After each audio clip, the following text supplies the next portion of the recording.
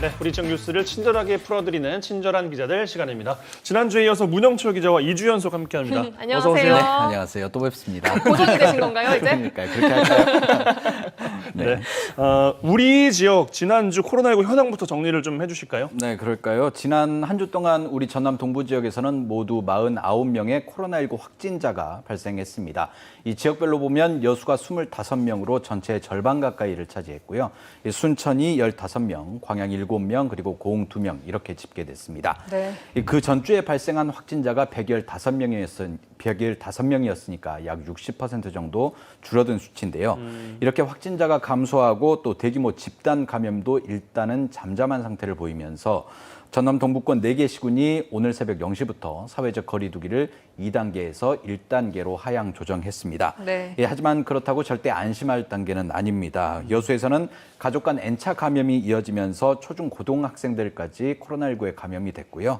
또 특히 가정과 직장, 식당 등 생활 속 곳곳에서 연쇄 감염이 이어지고 있기 때문에 방역 수칙을 지키지 않으면 언제든 이 코로나19 사태가 재확산할 수 있는 그런 상황입니다. 네, 당분간은 아까 말씀드린 것처럼 조심 또 조심하는 것밖에 방법이 없을 것 같습니다. 그렇습니다. 본격적인 이슈로 넘어가겠습니다. 여수 세계박람회장 사후 활용 관련해서 지역 간의 불화가 심상치 않다고요. 네, 우리 지역에 있는 공기업이죠. 여수광양항만공사가 여수세계 박람회장을 개발하는 방식에 대해서 지난해 말부터 논의가 다양하게 이루어졌고 또 뉴스로도 저희가 몇 차례 전해드린 적이 있는데요. 네. 이 박람회가 열린 지 10년 가까이 박람회장 사후 활용이 제대로 이루어지지 않다 보니까 여수 지역에서는 새로운 공공개발 방식에 대해서 많은 기대감을 가지고 있습니다. 네. 이에 맞춰 주철현 의원도 항만공사가 주도하는 박람회장 개발을 위해서 최근 특별법 개정안을 발의했는데요. 이에 대해 광양 지역에서 반발이 터져나오면서 이 지역 간 갈등으로 확산하는 분위기입니다. 네, 여수 지역 안에서도 합의가 좀 요원한 상태이긴 한데 일단 광양 지역에서 반발하는 게 가장 큰 핵심인 것 같거든요.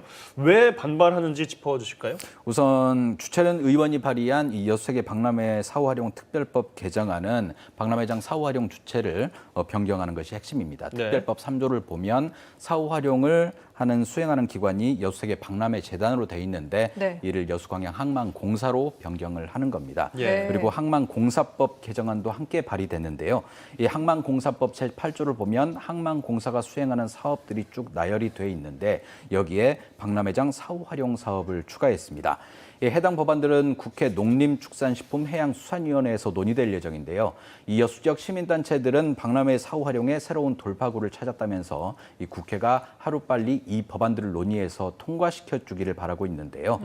반면 광양시 의회는 강하게 반대 입장을 밝히고 있습니다. 네. 이 여수광양항만공사의 역할은 이 항만을 개발하고 또 물동량을 창출해서 여수광양항의 경쟁력을 높이는 것이지 박람회장을 개발하는 것이 아니다라는 게 첫 번째 이유고요. 네. 특히 항만공사가 박람회장을 개발하게 되면 이 적지 않은 예산이 투입될 텐데 이렇게 되면 자칫 항만공사의 재무 안전성에도 악영향을 미칠 수 있다 이렇게 주장하면서 이 특별법 개정안 발의를 철회할 것을 현재 요구하고 있는 상태입니다. 네. 이에 대해 여수 지역 시민단체에서도 성명을 내고 이 반론을 제기했는데요. 여수광양항만공사는 단순히 이 광양 지역의 공기업이 아니고 또 항만과 박람회장을 연계 개발하면 여수 광양항의 경쟁력을 높일 수 있다 이렇게 반박하면서 이 지역 갈등을 조장하는 행위를 중단할 것을 요구했습니다. 네. 네, 양쪽의 입장이 다 이해는 갑니다만 내년 되면 여수 세계박람회가 된 지 한 10년이 됩니다. 그렇죠. 이렇게 지역 갈등만 깊어지다가는 또 시간만 흘러가는 게 아닌가 안타까운 마음이 드네요. 그렇죠. 말씀하신 것처럼 내년이면 여수세계 박람회가 열린 지 이제 10년을 맞게 되는데요. 용역결과 이 항만공사의 재무 상태나 또 재정 능력이 좀 탄탄하기 때문에 박람회장 개발에 속도를 낼 수 있고 또 공공성과 수익성 어느 한쪽에 치우치지 않은 균형 개발이 가능하다는 점이 장점으로 거론되고 있습니다. 네. 이 때문에 해수부에서도 적극적으로 나서고 있는데요. 이 여수와 광양 지역의 갈등이 결국 걸림돌로 작용하고 있습니다. 이 지난 3월 개최된 용역 결과 보고회에서 해수부는 이 지역 간의 이견이 없어야 기재부와의 협의 등을 차질 없이 진행할 수 있다며 지역의 여론을 하나로 모아달라 이렇게 주문을 한 상태인데요. 이 특히 대선 국면으로 접어들면서 시간이 지날수록 이 특별법 개정을 포함해 관련 절차를 진행하기가 더 어려워질 수 있는 상황인데 이 때문에 전라남도가 좀 적극적으로 나서서 의견을 조율해야 한다는 주장이 나오고 있고요.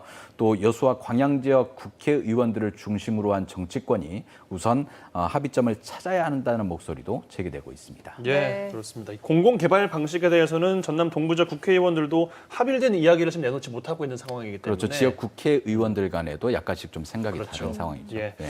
어떻게 좀 진행이 될지 좀 진척이 되는 상황들을 보고 추후 업데이트를 좀 해드려야 될 것 같습니다. 네. 순천으로 좀 가보면요. 순천만 가든마켓 관련해서도 논란들이 좀 있습니다. 예산 관련해서 순천시 집행부와 의회 간의 대립각이 나타나고 있어요. 네, 이 순천시의 역점 산업이죠. 이 정원 산업 육성을 위한 가든마켓이 이 순천만 국가정원 인근에 현재 건립이 되고 있는데 네. 이 최근 순천시가 이 가든마켓을 주식회사 형태로 운영하겠다면서 시의회에 출자금 10억 원을 요청했습니다.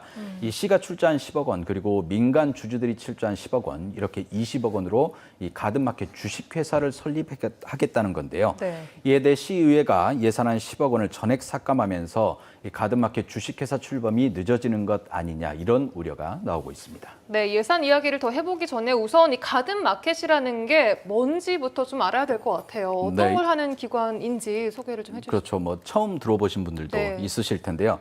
쉽게 말씀드리면 정원과 관련된 모든 것, 예를 들어 나무와 화초 같은 화훼류, 또 화분과 삭같이 정원을 꾸밀 수 있는 다양한 자재를 종합적으로 유통 판매하는 시설입니다. 또 단순히 유형의 물품을 판매하는 데 그치지 않고요. 네. 이 품질 인증 제도를 도입해서 농가들이 생산하는 화훼류를 체계적으로 관리하거나 또 농가들을 대신해서 새로운 판로를 확보하는 것도 이 가든마켓의 주요 역할인데요. 이 오는 8월쯤 외부 공사가 마무리되고 또 9월에는 내부 인테리어 공사까지 끝날 예정입니다. 네. 이 가든마켓이 건립된 이후에 어떤 방식으로 운영할 것인지도 중요한데요. 이 시가 직접 운영하기에는 공무원이 부족하기도 하고 또 인력이 주기적으로 순환하다 보니까 전문성이 떨어지는 그런 문제점도 있습니다. 그렇겠어요. 네, 그래서 순천시는 이 가든마켓을 주식회사 형태로 운영하기로 했는데 이 경우 초기 3년 동안은 적자가 발생하지만 이후에는 순이익이 꾸준히 증가하면서 이 자립 경영이 가능하다 이렇게 순천시는 이야기하고 있습니다. 어쨌든 그 정원 관련해서 뭔 종합센터 같은 그런 걸 좀 만든다고 네. 생각하면 될까요? 네, 네. 맞습니다. 그러면은 반대할 이유가 있나 싶은 생각이 드는 게 왜냐하면 정원의 도시를 표방하고 있는 순천시이기 때문에 뭐 도시의 이미지와도 취지가 또 맞는 잘 사업 같아 맞고. 보이고 화훼 농가에도 도움이 될 테고 순천시 의회에서는 왜 예산을 삭감한 겁니까? 결론부터 말씀드리면 이 절차적인 부분에 문제가 있었기 때문인데요. 이 네. 지방자치단체가 출자를 하기 위해서는 이를 뒷받침할 수 있는 근거 조례가 만들어져 있어야 합니다. 예. 그런데 당초 목표대로 오는 10월부터 이 가든마켓 주식회사를 운영하기 위해 순천시는 이 근거 조례가 만들어지지 않은 상태에서 이 최근에 시의회에 10억 원을 요청을 했는데 시의회 입장에서는 이 정해진 절차를 거치지 않은 사업비에 대해서는 당연히 승인을 해줄 수 없고 결국 순천시가 요구한 출자금 10억 원도 이 삭감이 된 겁니다. 네. 네. 그렇군요.